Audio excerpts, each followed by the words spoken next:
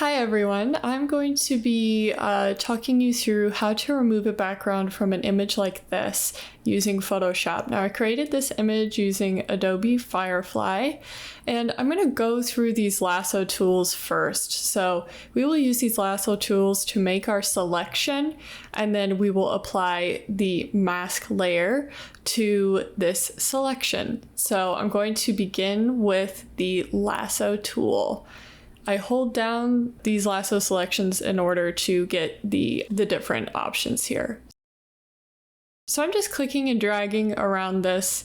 To be more detailed, takes more time with this, and it's basically like freehand drawing around your shape here. So you have to have a really steady hand. I honestly don't use this lasso tool a whole lot. There are some better options to use that you have available. And right here is what you press when you want to apply the layer mask to the selection. So the selection is the dancing lines that are around the frog, and this little box with a circle in it lets you apply the layer mask to that selection. And here you can see the layer mask illustrated. So let's move on to our next tool. And to deselect the selection, you can press Command D. This is the polygonal lasso tool, and this allows you to add a bunch of straight lines and select that way. So this is very useful if you have an object that you're cutting out with a lot of exact straight lines, like a box or a package. It doesn't really work for more rounded subjects like this. And again, once you have your selection, you can create your layer mask using that box with the circle in it. You can also select the inverse by either pressing Shift-Control-I or going up to the Select tab. Deselect again is Control-D. To select all is Control-A. So those are some shortcuts that you can use as well. So let's move on to the magnetic lasso tool. This is one that you might find yourself using the most just because it is pretty easy to use. So you just start by clicking, and then as you can see, this line sort of adheres to your shape here. It's like the line itself is magnetic and it's following the edge of your subject. Now it's not always exact, so every now and then you're going to want to click and add a point just so you can sort of direct where this magnetic flow is going. So in a moment here, you're going to see the video speed up and you can see me going right through it.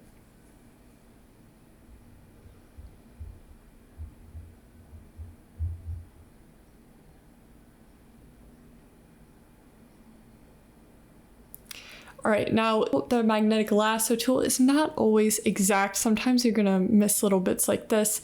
So press the two shaded boxes in the top left and just add to your selection, just like that. It helps if you zoom in, and you can do that using the shortcut Control+, zoom out, Control-. So now we've made our selection. It's not perfect, but we can clean it up in later states. And we're gonna press that box with a circle in it to create our layer mask.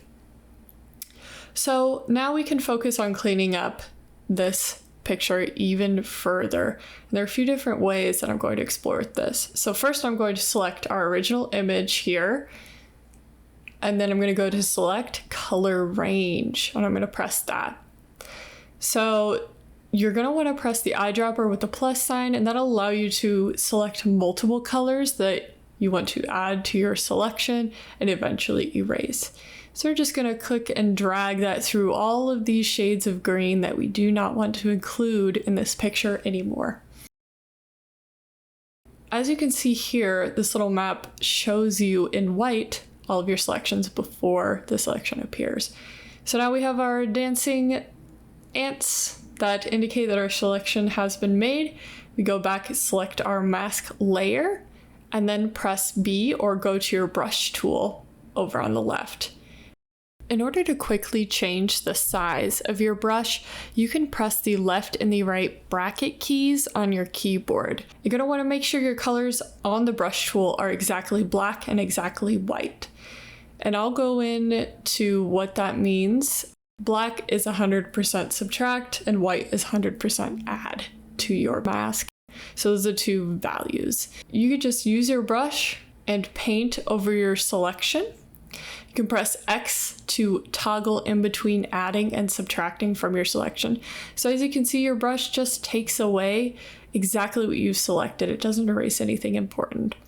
You can also use your magnetic lasso tool again to select these little bits of green, and again use your brush tool and erase those away. This whole method of cutting out the background is non-destructive. So that means that you're not destroying the original image while you're removing the background at the same time. It is the way that I recommend you doing everything in Photoshop, because you never know when you might need to use that original image again, or you've made a mistake and you want to go back. So if you want to adjust the seams of your layer mask, select layer and mask, and you will be able to see a bunch of settings that you can adjust. You can feather your mask. You can just make a whole bunch of adjustments that clean up your mask and make it easier to work with. So in the regular view, your edges, they don't look too bad, but if you add something like a high contrast shape behind it, you can see that some of the edges are kind of ragged and undefined.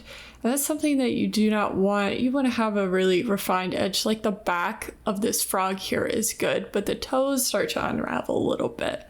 So now you can go back into your brush tool, and you can start to clean up these little details here that'll just make your frog look more refined. I like to turn up the smoothing, especially if I'm doing the brush tool by hand. And I'm just going to go in here, toggling between adding and subtracting, and I'm cleaning up the toes of the frog, occasionally turning this on and off to see how it looks. And you can delete your layer mask by pressing right click and then delete layer mask.